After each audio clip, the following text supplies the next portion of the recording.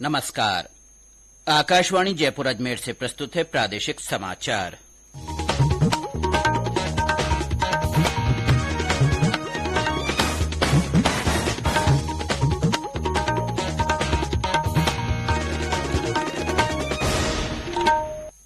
मुख्य समाचार। आर्थिक मामलों की मंत्रिमंडलीय समिति ने खरीफ फसलों के न्यूनतम समर्थन मूल्य में बढ़ोतरी को मंजूरी दी। मुख्यमंत्री अशोक गहलोत ने धौलपुर में काली तीर लिफ्ट परियोजना का शिलान्यास और सिलावट एनीकट परियोजना का लोकार्पण किया। राज्य सरकार ने ब्रज क्षेत्र धार्मिक विकास बोर्ड और थार क्षेत्र विकास बोर्ड के गठन को मंजूरी दी। और प्रदेश में कैंसर के प्रति लोगों को जागरूक करने के उद्देश्य से हर महीने कैंसर जागरूकता शिविर आयोजित किए जाएंगे।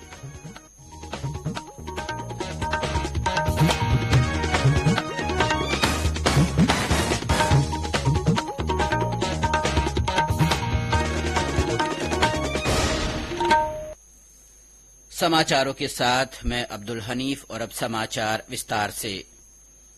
आर्थिक मामलों की मंत्रिमंडलीय समिति ने आज विपणन सत्र 2023-24 के लिए सभी अनिवार्य खरीफ फसलों के न्यूनतम समर्थन मूल्य एमएसपी में बढ़ोतरी को मंजूरी दी है। मंत्रिमंडल ने किसानों को उपज का लाभकारी मूल्य सुनिश्चित करने और फसल विविधीकरण को प्रोत्साहित करने के लिए यह निर्णय लिया है। आज नई दिल्ली में मीडिया को जानकारी देते हुए केंद्रीय मंत्री पीयूष गोयल ने कहा कि इस वर्ष का बढ़ा हुआ न्यूनतम समर्थन मूल्य पिछले कई वर्षों से अधिक है। मूंग में 10.4 वृद्धि करके 23-24 के लिए 8,558 रुपए मूंग दाल पर। इसी प्रकार से ग्राउंडनट है, उसमें भी 9% की वृद्धि हुई है और अब 6,357 रुपए ग्राउंडनट की एमएसपी रहेगी। सेसमम में भी 10.3% की वृद्धि की गई है। 8,635 रुपए उसका एमएसपी तय किया गया है। हाल के वर्षों में केंद्र सरकार इन फसलों के लिए उच्च एमएसपी देकर दालों, तिलहन और पोषक अनाज या श्री अन्न जैसे अनाज के अलावा अन्य फसलों की खेती को बढ़ावा दे रही है। केंद्र सरकार ने किसानों को प्रोत्साहित करने के लिए राष्ट्रीय कृषि विकास योजना और राष्ट्रीय खाद्य सुरक्षा मिशन जैसे विभिन्न योजनाओं और पहलों की भी शुरुआत की है। केंद्रीय मंत्रिमंडल ने बीएसएनएल के लिए 89,047 करोड़ रुपए के कुल परिव्यय के साथ तीसरे पुनरुद्धार पैकेज को मंजूरी दी है। इसमें इक्विटी इन्फ्यूजन के जरिए बीएसएनएल के लिए 4G और 5G स्पेक्ट्रम का आवंटन शामिल है।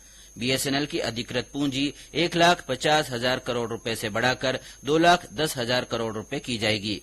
इस पुनरुद्धार पैकेज के साथ बीएसएनएल एक मजबूत दूरसंचार सेवा प्रदाता के रूप में उभरेगा, जो देश के दूर दराज के क्षेत्रों के साथ संपर्क पर केंद्रित होगा।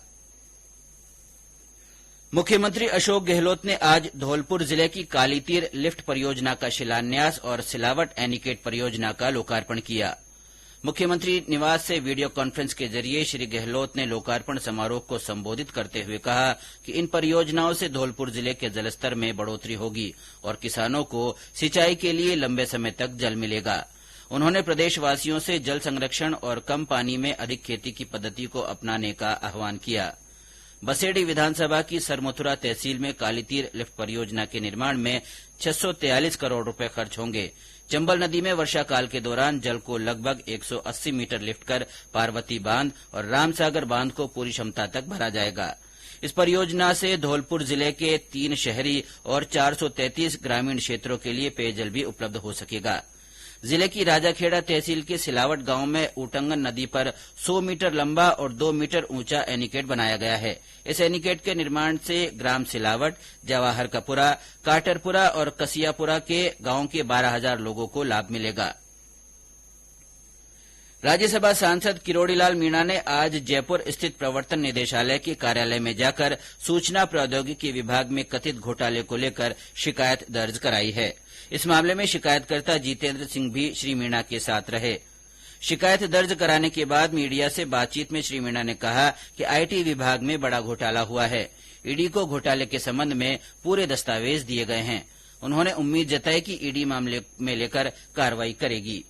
ईडी के जॉइंट डायरेक्टर हैं, उनको राजस्थान के आईटी विभाग का करीबन 5,000 करोड़ का गबन घोटाले का दस्तावेज प्रमाण सहित प्रस्तुत कर दिया, जिसमें 2 वो परिवाद भी हैं जो एसीबी ने सरकार को 17A में कार्रवाई करने हेतु भेजा था और उसमें वो कागज भी हैं जिसने 3,500 करोड़ के 2 प्रवाद मुख्यमंत्री जी के पास भेजे थे। इस बीच विधानसभा में प्रतिपक्ष के नेता राजेंद्र राठौड़ ने भी ईडी की कार्रवाई को लेकर गहलोत सरकार पर निशाना साधते हुए कहा कि ईडी ने प्रारंभिक जांच में तथ्यात्मक रूप से यह पाया है कि प्रदेश में ब्लैक मनी का प्रसार हुआ है। ब्लैकमेलिंग के इस खेल में पेपर माफिया सक्रिय है। रीट पेपर लीक मामले में गहलोत सरकार पर सीधे आरोप लगाते हुए श्री राठौड़ ने कहा कि Rajiv Gandhi study circle centre को रीट पेपर कराने का जिम्मा देना साफ दर्शाता है कि सरकार भी पेपर लीक कांड में मुख्य आरोपित है। श्री राठौड़ ने कहा कि इस मामले में सरकार की भूमिका संदिग्ध होने की वजह से लोग ईडी की जांच से बौखलाए हुए हैं। गौरतलब है कि पिछले 3 दिन से ईडी ने राजस्थान के विभिन्न शहरों में रीट पेपर लीक मामले से जुड़े आरोपियों के 28 ठिकानों पर छापे मारे हैं। ये समाचार आकाशवाणी जयपुर अजमेर से प्रसारित किए जा रहे हैं। समाचारों में आपका एक बार फिर से स्वागत है। मुख्यमंत्री अशोक गहलोत ने ब्रज क्षेत्र धार्मिक विकास बोर्ड और थार क्षेत्र विकास बोर्ड के गठन के प्रस्ताव को मंजूरी दी है। दोनों बोर्डों का मुख्यालय जयपुर में होगा और पर्यटन विभाग इनका प्रशासनिक विभाग रहेगा। ब्रज क्षेत्र धार्मिक विकास बोर्ड इस क्षेत्र को राष्ट्रीय और अंतर्राष्ट्रीय स्तर पर पहचान दिलाने, धार्मिक पर्यटन को बढ़ावा देने, क्षेत्र में रोजगार के अवसर बढ़ाने और पर्यटन स्थलों के विकास के लिए राज्य सरकार को कार्य योजना और सुझाव देगा। इस बोर्ड में अध्यक्ष सहित 4 गैर सरकारी सदस्य होंगे। केंद्रीय जल शक्ति मंत्री गजेंद्र सिंह शेखावत ने कहा है कि मोदी सरकार के पिछले 9 वर्षों के शासन में लोगों ने व्यवस्था पर फिर से भरोसा जताया है। आज नई दिल्ली में मीडिया से बातचीत में श्री शेखावत ने कहा कि 2014 से पहले देश कई तरह के भ्रष्टाचार से जूझ रहा था, जिसमें राष्ट्र की प्रगति को अवरुद्ध कर दिया था। उन्होंने कहा कि प्रधानमंत्री नरेंद्र मोदी के नेतृत्व में देश ने अभूतपूर्व विकास किया है। भीलवाड़ा में आज मेगा जॉब फेयर आयोजित किया गया। इस जॉब फेयर में प्रदेश की 35 कंपनियों ने भाग लिया। प्रदेश में कौशल नियोजन और उद्यमिता राज्य मंत्री अशोक चांदना ने 500 युवाओं को जॉब के ऑफर लेटर सौंपे। इस शिविर में भाग लेने के लिए 10,000 युवाओं ने रजिस्ट्रेशन कराया था। इस अवसर पर श्री चांदना ने कहा कि राज्य सरकार बेरोजगार युवाओं को रोजगार उपलब्ध करवाने के लिए कटिबद्ध है। माननीय मुख्यमंत्री जी ने 100 मेगा जॉब फेयर बेरोजगारी को दूर करने के लिए युवाओं के लिए राजस्थान के पहली बार देश में कॉन्सेप्ट आया। 8 मेगा जॉब फेयर हो चुके हैं और 1,12,000 बच्चे इंटरव्यू दे चुके हैं। उसमें से 30,000 बच्चों को नौकरी लग गई और 12 लाख तक का पैकेज मिला है। ये मेगा जॉब फेयर जो है ये एक प्लेटफॉर्म उन्होंने दिया है। किसी भी प्रदेश के मुकाबले राजस्थान बेरोजगार युवा भाइयों बहनों को नौकरी देने के अंदर एक मॉडल बनेगा।